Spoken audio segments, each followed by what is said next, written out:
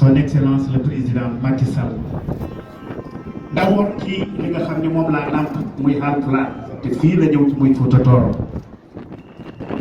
président a salminaama a juuraama a yettaama minen fof min ndenndi min mbiyima bisimilla ma ɗo ɗo jeyɗa ɗo yenni ko goonga ka président de tous les sénégalais kono noon iwdima ko ɗo yinde nder redu Fuuta Tooro min baba ma particulièrement mbeɗa salminma mbeɗa yettuma kala mbaɗatɗomo moƴƴere so tawi a fuuyani a ɗayani jiiɗa jumum fof yettu ɗum no hannirta ni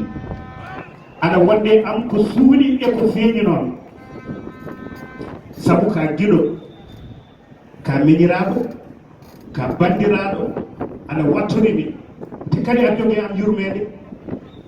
fuutankoɓe ene korsini ene jiiɗi baba ma gilla jibinama ha joni ɓerɗam ɗe guijam am ɗam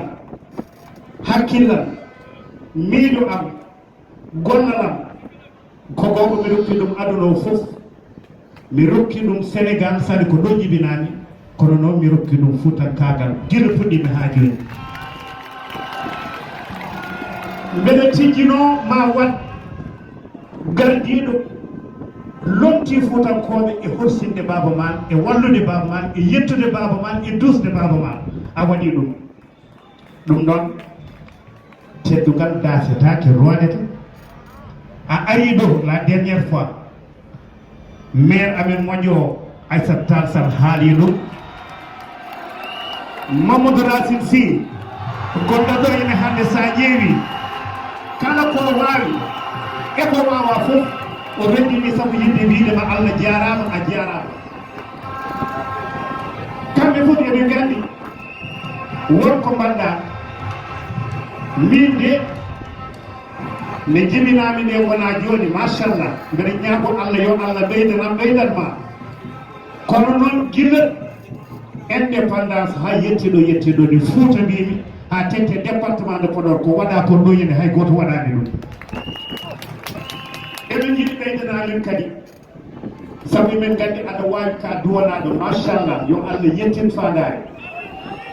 Cheikh Baba Diongo nan ɗo yimɓe ko mbi Alhaji Baba Diongo so duwima ene yetto hande noon jinmi ko lomtade sukaɓe fuutankoɓe wonɓe ɗo henne ɓe mi luɓaɓe dande mabɓe nde tawno komi jewtiniɗo mabɓe